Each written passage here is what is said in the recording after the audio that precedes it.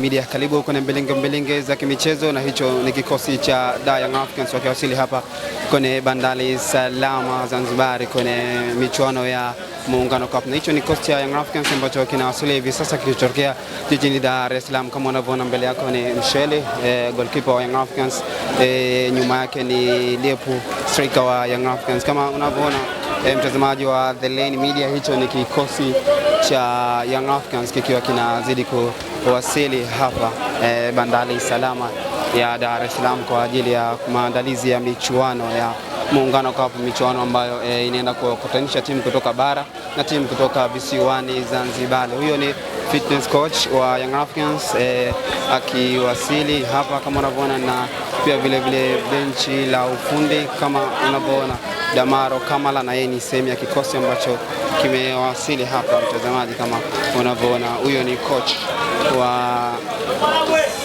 Young Africans kama unavyomuona akiwa anawasili hapa. Coach wa Young Africans huyo akiwa nyuma yake akiwa ni Israel Patrick Mwenda, na pia vile unamuona ni Maxim pia Nzengele kama ilivyokuwa mtazamaji. Kama unavyoona huyo ni coach wa Young Africans na baadhi ya nyota wa Young Africans wakizidi kuwasili hapa. Mtazamaji wa The Lane Media, kama unavyoona hicho ni kikosi cha Young Africans kikiwasili hapa kwa ajili ya maandalizi yao kuelekea michuano ya Muungano Cup. Kama vile unavyoona mtazamaji wa The Lane Media, tuko kujuza kile ambacho kinachoendelea hivi sasa, na hao ni nyota wa Young Africans. Pacome Zouzoua kama unavyomuona akiwa na Edmund John, Buba Jamel kama vile unavyomuona mtazamaji, wakiwa tayari kwa ajili ya maandalizi ya kuelekea michuano ya Muungano Cup.